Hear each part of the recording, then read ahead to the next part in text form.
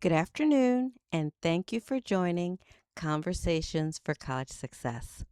I want to thank my subscribers and current listeners today from around the world. If you are a current listener who is not a subscriber, I ask you to become one today. The topic today is giving and receiving feedback. It is important to know that feedback is essential for your professional and your personal growth and development.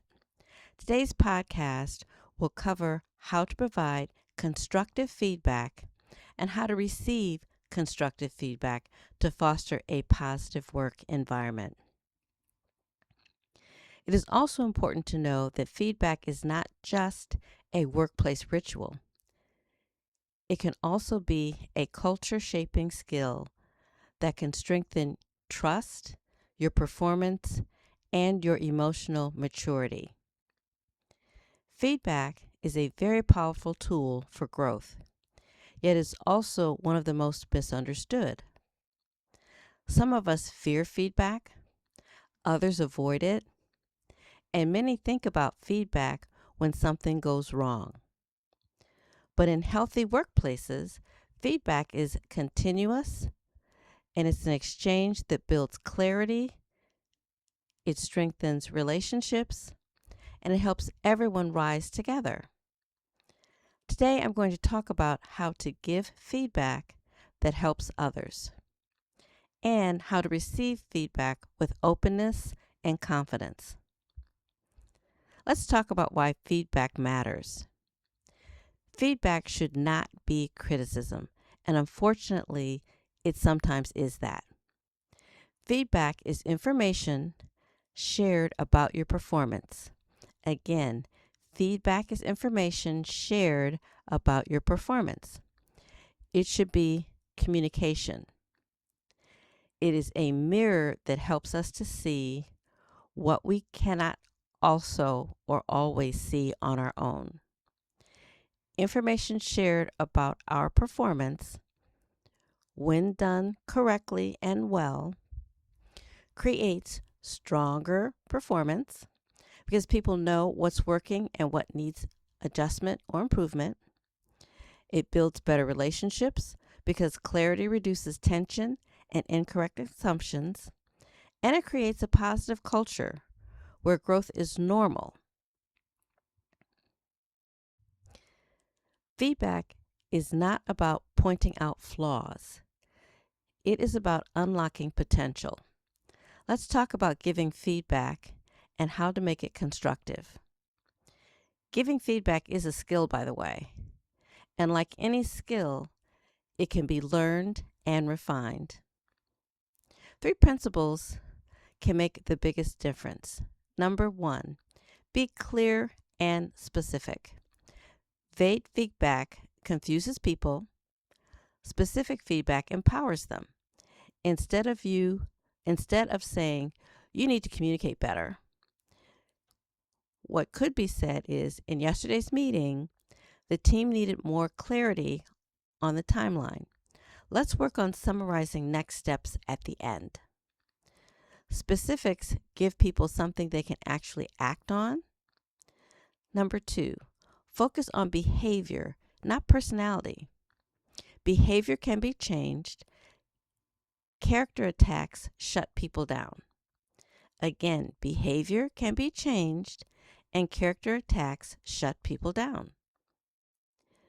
Feedback should show or describe what someone did, not who they are. I noticed the report was submitted 2 days late. That's constructive. You're irresponsible is damaging and not constructive. When you separate the person from the behavior, you protect the relationship. Number 3, deliver feedback with respect. Tone matters, timing matters, intent matters.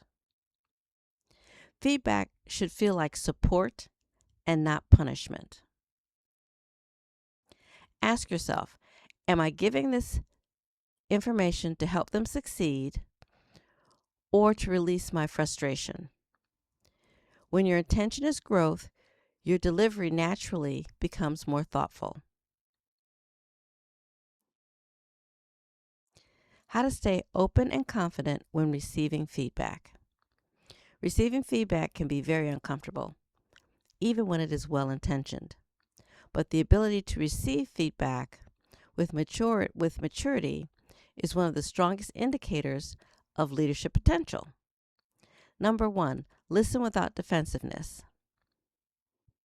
You do not have to agree with everything you hear, but listen fully before responding. Again, listen fully before responding, because most people do become defensive when you're criticized versus being given feedback. Be aware that defensiveness blocks insight. Curiosity opens doors. You can try asking, "Can you give me an example?" Or, "What would improvement look like to you?" These questions shift the conversation from emotional to actionable. Separate the message from the emotion.